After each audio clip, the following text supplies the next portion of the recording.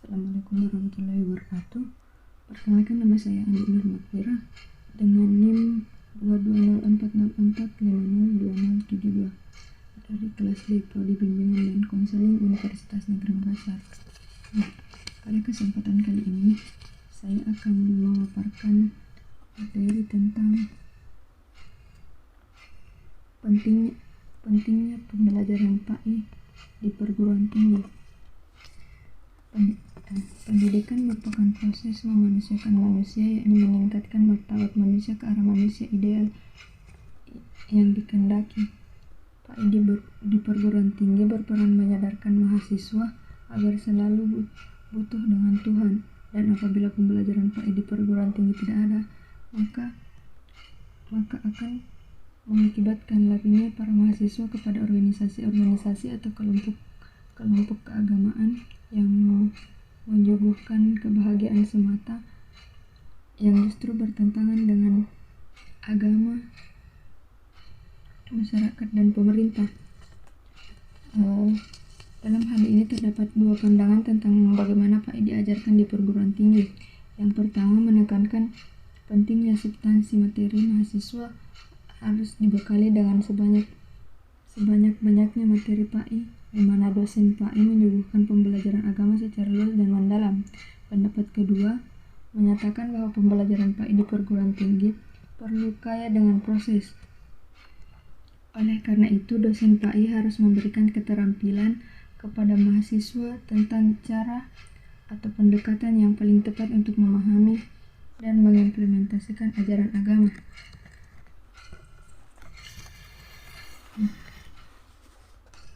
Dalam hal ini, berbagai macam sumber tentang perlunya pembelajaran PAI di perguruan tinggi. Yang pertama, sumber psikologis. Secara psikologis, manusia merupakan makhluk teogenesis dan tesis, yaitu makhluk bertuhan.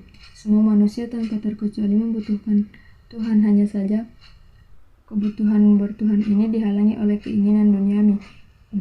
Namun secara psikologis pula, manusia pada dasarnya suka bertaubat dan meninggalkan perbuatan keji dan maksiat, lalu memilih jalan yang taat, juga menganut suatu agama yang berpindah ke agama lain. Hal ini disebut dengan istilah konversi agama. Dalam kasus konversi agama ini terdapat 5 tahap. Yang pertama, tahap tenang 1. Pada tahap ini seseorang merasa tenang akan ketidaktaatannya terhadap keyakinan yang mereka anut. Yang kedua, masa gelisah 1. Mungkin karena faktor internet, pencarian terhadap kebenaran, atau karena dakwah pemuka agama atau ajakan orang-orang terdekat, seseorang mulai memikirkan keyakinan baru dan mulai mempelajarinya. Hal ini membuatnya gelisah antara menerima dan menolak keyakinan baru tersebut. Yang ketiga, masa konversi. Jika keyakinan baru tersebut lebih kuat, maka orang itu akan melakukan konversi. Yang keempat, masa gelisah 2. Pada tahap ini, ia memikirkan hubungan dirinya dengan orang-orang yang dicintainya. Memikirkan bagaimana jika mereka tahu bahwa ia berubah keyakinan, apakah mereka akan meninggalkannya dan bahkan memusuhinya. Yang kelima, masa tenang 2. Seseorang yang melakukan konversi agama akhirnya memutuskan bahwa keyakinan baru inilah yang benar dan lebih baik. Dia menjadi tenang dan siap menerima risiko dan sanggup mengatasinya.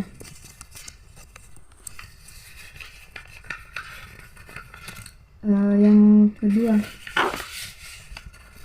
sumber sosial budaya. Secara teoretis, masyarakat muslim di Indonesia dapat dibagi menjadi 2 subkultur, yaitu santri dan muslim biasa. Santri di sini bukanlah masyarakat yang tinggal di pesantren atau pernah belajar di pesantren, melainkan masyarakat muslim yang taat menjalankan ajaran Islam. Adapun masyarakat muslim biasa adalah masyarakat muslim yang kurang taat menjalankan ajaran Islam.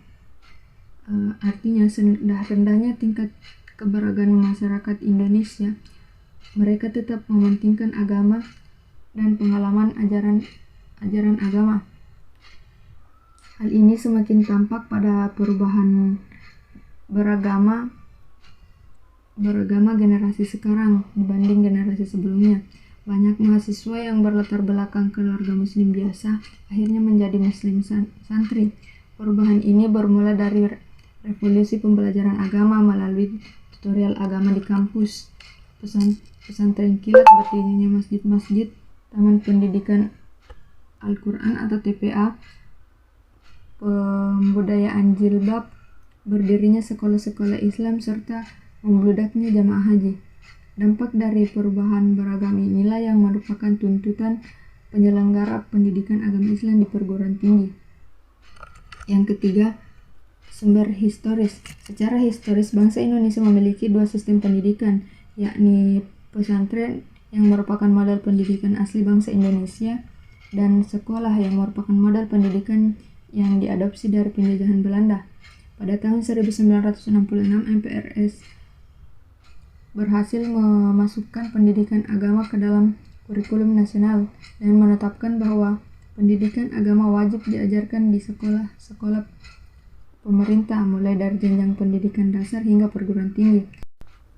Di samping itu, para aktivis Islam kampus membuka program tutorial agama Islam di masjid kampus guna memperdayakan ajaran agama. Selain itu, program ini juga bertujuan untuk membekali para mahasiswa yang berlatar belakang minim dalam pengetahuan agama.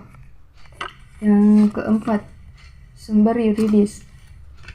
Eksistensi mata kuliah PAE di perguruan tinggi memiliki landasan filosofis dan yuridis yang sangat kuat.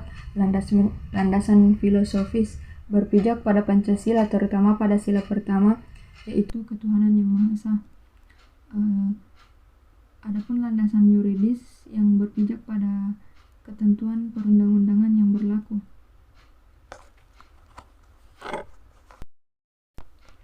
Adapun pendekatan atau pembelajaran pendidikan agama Islam di perguruan tinggi. Nah, sebelum ke pembahasan, alangkah baiknya jika kita mengetahui makna Islam dilihat dari akar katanya. Kata Islam mengandung makna berserah diri dan tunduk patuh kepada Allah dengan cara mengikuti petunjuk, bimbingan, dan teladan dari Rasulullah, seperti firman-Nya pada surah An-Nisa ayat 59 yang berbunyi, Ya ayyuhallazina amanu atiullaha wa atiur rasula wa ulil amri minkum fa in tanazzatum fi syai'in farudduhu ilallahi war rasuli in kuntum tu'minuna billahi wal yawmal akhir zalika khairu wa ahsanu ta'wil. Yang artinya, hai orang-orang yang beriman, taatilah Allah dan taatilah Rasulnya dan ulil amri di antara kamu. Kemudian jika kamu berlainan pendapat tentang sesuatu, maka kembalikanlah ia kepada Allah atau Al-Quran dan Rasul dan sunnahnya. Jika kamu benar-benar beriman kepada Allah dan hari kemudian, yang demikian itu lebih utama bagimu dan lebih baik akibatnya.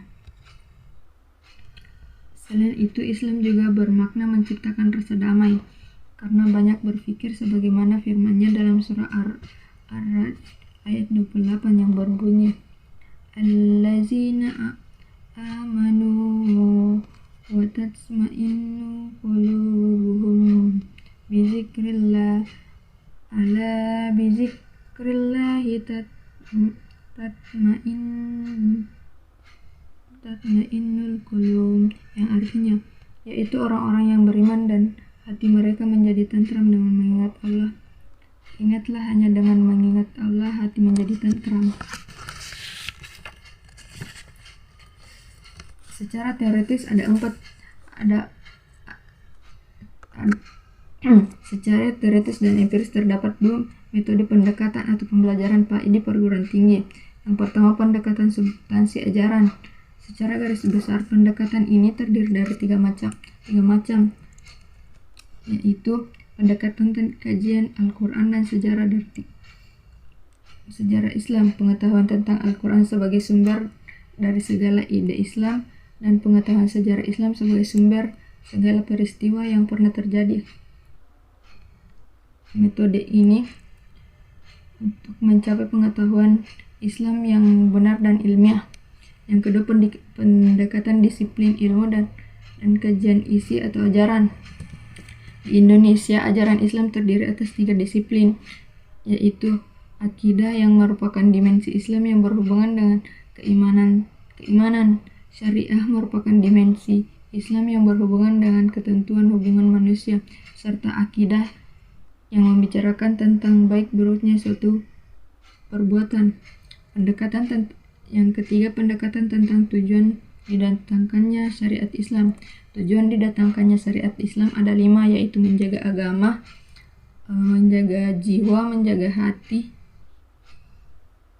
menjaga akal, menjaga keturunan, dan menjaga harta. Pendekatan yang kedua yaitu pendekatan proses pembelajaran agama. Pendekatan proses pembelajaran agama ini terdiri dari 2 pendekatan, yakni studi implementasi kaidah 5, yaitu kaidah yang berbicara tentang niat mendekatkan diri kepada Allah SWT. Kaidah keyakinan tidak dapat dihapus dengan keraguan. Kaidah kemasyarakatan menarik kemudahan. Kaidah tentang kemudahan yang harus dihilangkan. Kaidah tentang adat kebiasaan yang ditetapkan sebagai hukum. Yang kedua, metode tipologi agama. Dalam metode ini terdapat 2 ciri penting, yaitu mengidentifikasi aspek agama dan membandingkan aspek agama tersebut dengan aspek agama lainnya.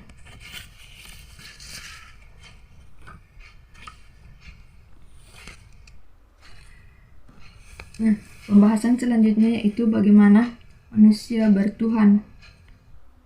Yang pertama, konsep spiritualitas sebagai landasan kebertuhanan. Kata spiritual seringkali dilawankan dengan kata material. Spiritual juga sering diterjemahkan sebagai paham yang lebih memprioritaskan hal-hal yang batin, metafisik, dan substantif. Pada hakikatnya, spiritualitas adalah fitrah yang diberikan Tuhan kepada setiap manusia, seperti dalam firman-Nya dalam surah Ar-Rum ayat 30 yang berbunyi,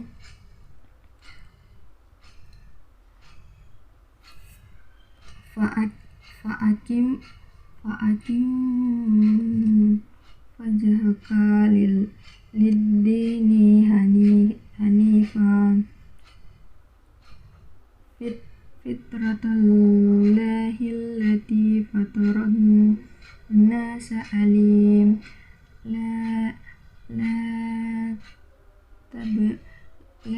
tabrila lihalkillah zalikar rinul qayyimu walakinna aksaran nasi la ya'lamun. Yang artinya, maka hadapkanlah wajahmu lurus kepada agama Allah, tetaplah atas fitrah Allah yang telah menciptakan manusia menurut fitrah itu. Tidak ada perubahan pada fitrah Allah. Itulah agama yang lurus, tetapi kebanyakan manusia tidak mengetahui. Fitrah yang dimaksud pada ayat tersebut adalah ciptaan Allah. Manusia diciptakan mempunyai naluri beragama, yaitu agama tauhid. Yang kedua, mengapa manusia memerlukan spiritualitas? Orang-orang yang memiliki kesadaran spiritualitas akan memiliki beberapa karakter, diantaranya mampu menemukan kekuatan yang maha besar, menemukan makna kehidupan, membangun harmonisasi dan kesadaran dan keselarasan dengan alam semesta. Dalam bahasa agama, orang yang memiliki kesadaran spiritual akan memiliki dedikasi kerja yang lebih tulus dan jauh dari kepentingan pribadi atau egoisme. Mereka memiliki kepedulian terhadap sesama dan memiliki integritas moral yang tinggi, saleh dan peduli kepada masa depan umat manusia.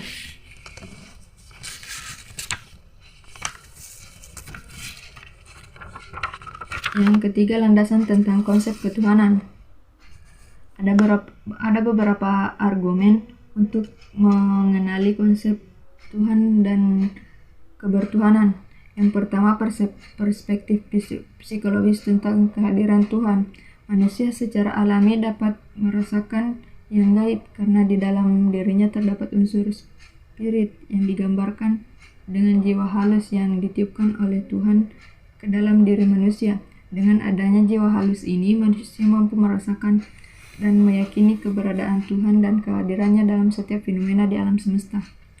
Yang kedua, bagaimana Tuhan disembah dalam perspektif sosiologis. Dalam sosiologi, agama disebut sebagai sebuah sistem budaya karena merupakan hasil dari gagasan manusia terdahulu, sedangkan Tuhan dalam perspektif sosiologis digambarkan sebagai sumber kebenaran dan kebijakan universal yang diyakini dan dipahami oleh umat manusia.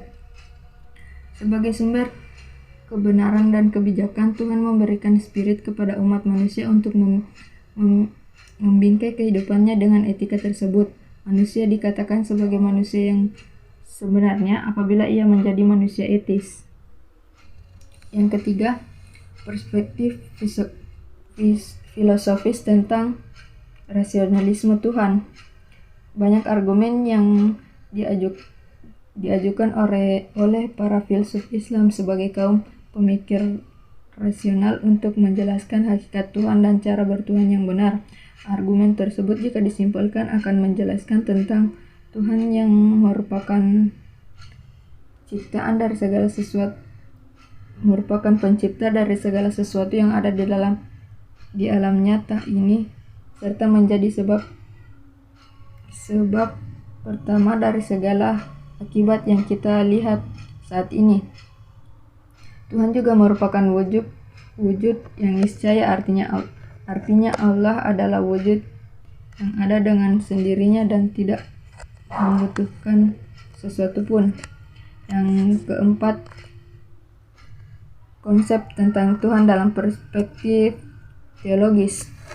Dalam perspektif teologis, pengetahuan tentang Tuhan tidak terjadi atas prakarsa manusia, tetapi terjadi atas wahyu dari atas. Tanpa inisiatif Tuhan melalui wahyunya, manusia tidak mampu menjadi makhluk yang bertuhan dan beribadah kepadanya.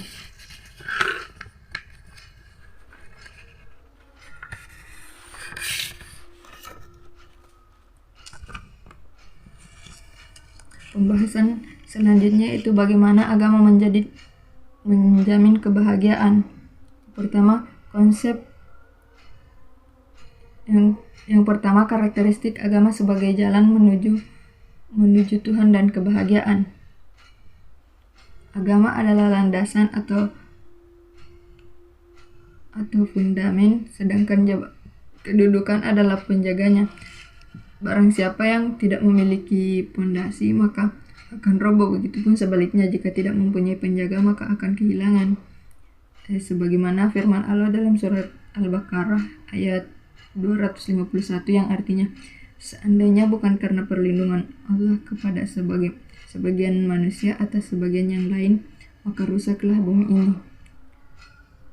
Kebahagiaan itu mengharuskan adanya kondisi hati yang sehat. Karakteristik hati yang sehat yaitu hati yang menerima makanan yang berfungsi sebagai nutrisi dan obat. Yang kedua, selalu berorientasi ke masa depan dan akhirat, selalu mendorong pemiliknya untuk kembali kepada Allah, tidak pernah lupa dari mengingat Allah. Jika saja lupa dari kepada Allah, ia segera sadar dan kembali mendekatkan diri kepada Allah dan berzikir. Fungsi hati adalah untuk mencintai Allah, rindu Allah, dan kembali kepada Allah. Adapun faktor-faktor yang dapat merusak hati manusia sehingga fungsi hati terganggu, yaitu banyak bergaul dengan orang-orang yang tidak baik, berangan-angan atau berhayal, menggantungkan diri selain kepada Allah, terlalu kenyang, entah itu kenyang memakan makanan bangkai atau makanan hasil curian. Yang kelima, terlalu banyak tidur. Bagian kedua itu mengapa manusia harus beragama dan bagaimana agama membahagiakan manusia. Kunci beragama berada pada fitrah yang melekat dalam diri manusia yang telah menjadi karakteristik manusia tersebut. Setiap manusia yang lahir telah dibekali dengan fitrah mengganti kefitrahan yang ada dalam diri manusia, sama saja dengan menghilangkan jati diri manusia itu sendiri. Memahami kebahagiaan itu sangat penting. Manusia dilahirkan ke dunia dalam keadaan sempurna, dilengkapi dengan panca indera yang sempurna dan hati yang secara rohani telah menganut agama Islam. Apabila panca indera tersebut tidak difungsikan sesuai dengan fitrahnya, maka akan menimbulkan ketidaknyamanan yang berujung ketidakbahagiaan. Demikian juga jika manusia hidup tidak sesuai dengan fitrahnya, maka manusia tidak akan mendapatkan kesenangan, ketentraman, kenyamanan, keamanan, dan kebahagiaan. Bagian ketiga yaitu sumber pemikiran tentang agama sebagai jalan kehidupan. Yang pertama, argumen psikologis.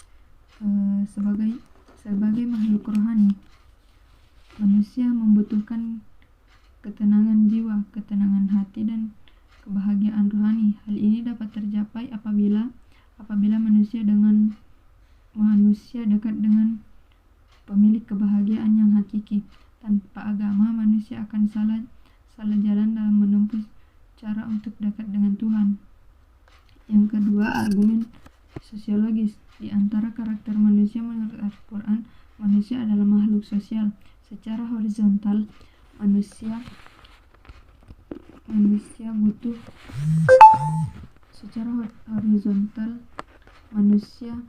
butuh berinteraksi dengan sesamanya dan lingkungannya. Secara vertikal, manusia lebih butuh berinteraksi dengan zat yang menjadi sebab adanya dirinya.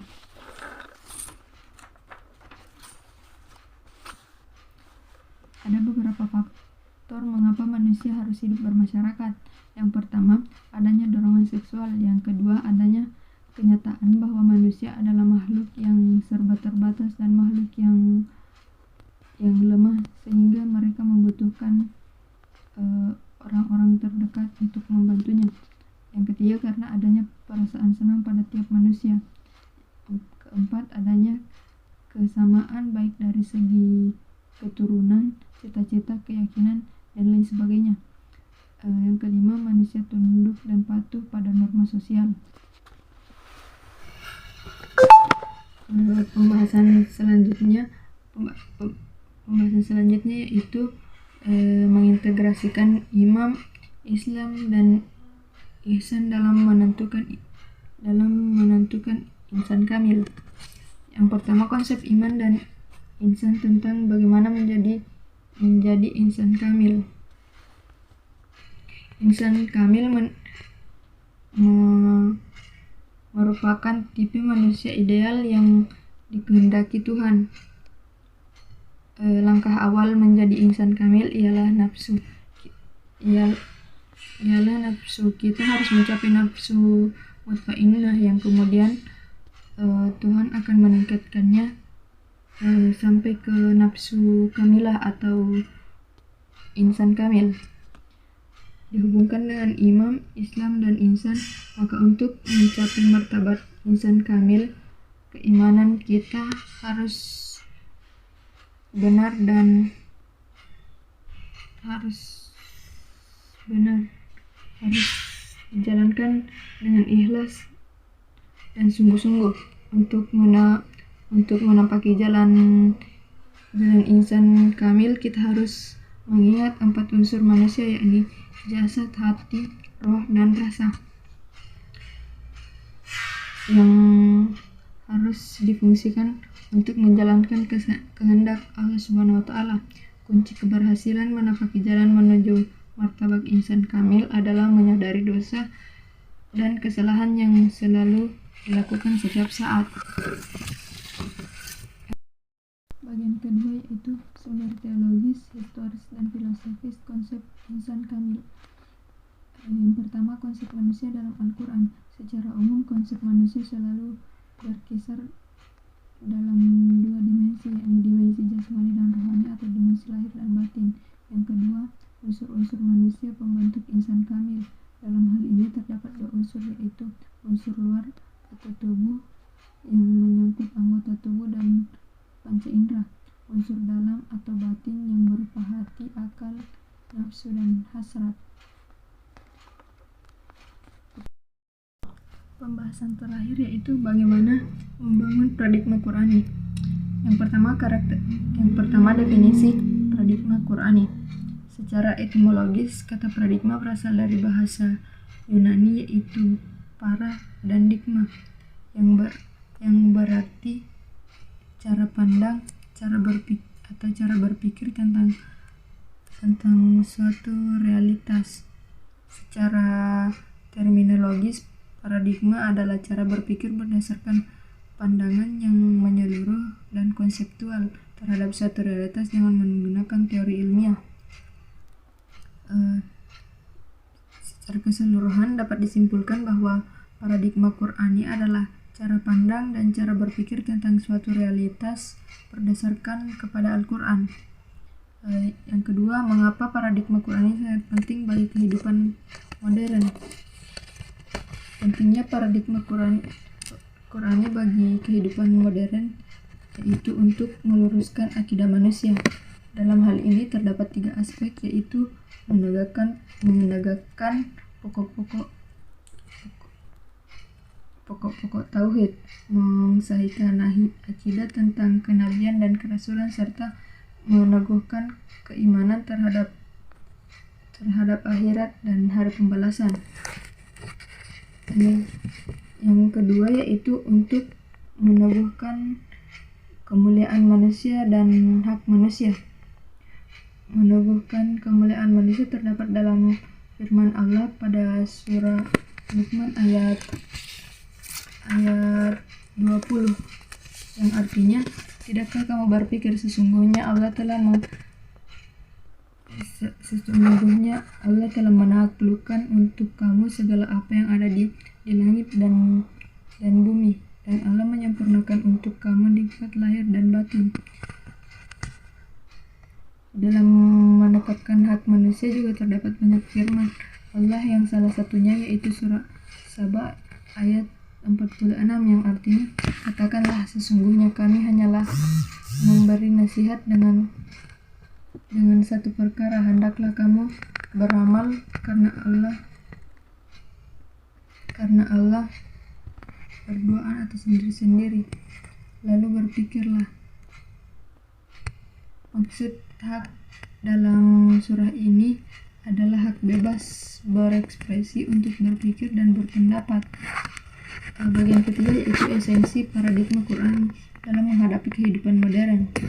Dalam konsep Islam, kemajuan yang integral adalah sesuatu yang harus diraih dan diperjuangkan. Namun umat manusia memiliki sumber norma dan etika yaitu Al-Quran. Maka dari itu Al-Quran harus dijadikan paradigma Qurani dalam mengembangkan iptek. Paradigma Qurani dalam menyoroti segala persoalan harus tetap menjadi komitmen umat Islam agar tidak kehilangan jati dirinya dalam menghadapi tantangan modernitas kehidupan yang pada hakikatnya merupakan implementasi kemajuan iptek yang akan memberikan manfaat dan terus berkembang untuk membawa kemajuan yang harus yang harus dipandu dan diarahkan oleh Al-Quran agar tidak terjebak dalam kehidupan yang sekularis.